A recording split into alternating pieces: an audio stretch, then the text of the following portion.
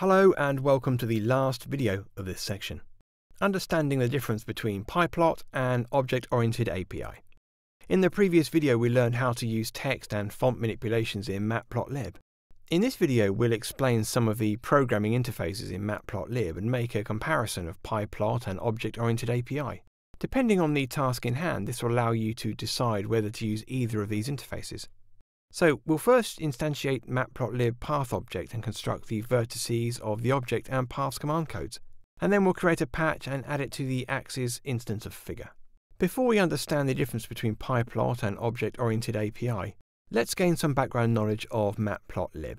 When the matplotlib library was introduced, it was similar to many open source projects, as there was no proper solution to the problem a person had, so he wrote one. The problem encountered with MATLAB was with respect to performance for the task in hand, and the original author already had knowledge of both MATLAB and Python, so he started writing matplotlib as a solution for his needs to the current project.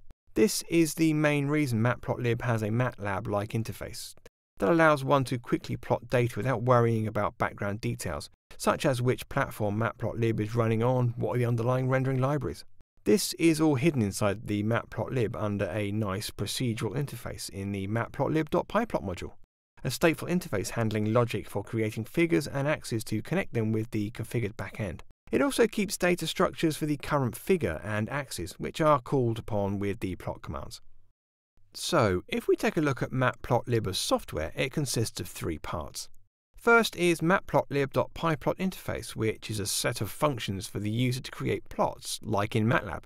Next is the matplotlib API, also called the matplotlib frontend, which is a set of classes for the creation and management of figures, lines, text, plots, and so on.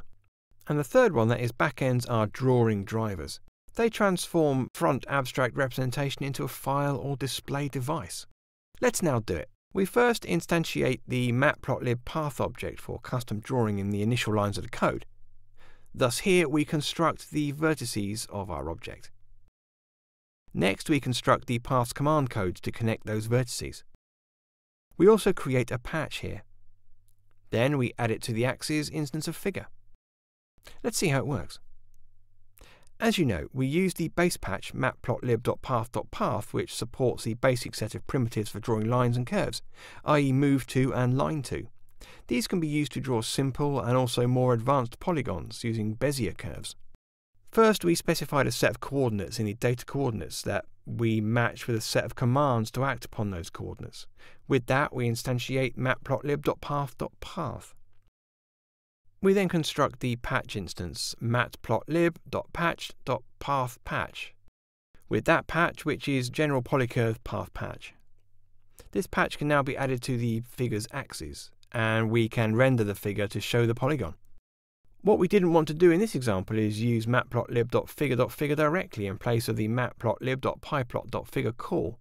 The reason for this is the pyplot.figure call does a lot more in the background, such as reading the RC parameters from the matplotlib RC file to load the default fig size, DPI and figure color settings, setting up the file manager class, GCF and so on.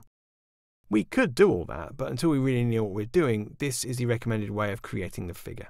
As a general rule of thumb, unless we cannot achieve something with the pyplot interface, we should not reach for the direct classes such as figure, axis and axis, because there's a lot of state managing going on in the background. Unless we are developing matplotlib, we should avoid bothering about it. Let's dive into some additional information to enhance your knowledge. If you want interactivity and exploration, it would be best to use matplotlib via the Python interactive shell. For this purpose, probably the most well-known is IPython. This gives you all the matplotlib features in a powerful and introspective shell, with a rich set of features such as history, inline plotting, and the possibility to share your work if you use the IPython notebook.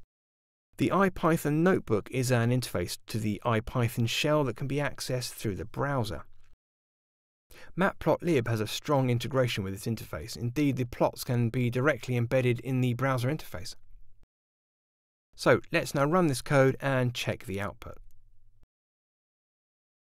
We move on to the command line terminal. As you run this code, it generates this octagon figure. Fantastic. In this section, we first visualized 2D vector quantities using barbs. We then made box and whisker plots, Gantt charts, error bars, and then used text and font properties in matplotlib. Finally, we went ahead to understand the difference between pyplot and object-oriented API.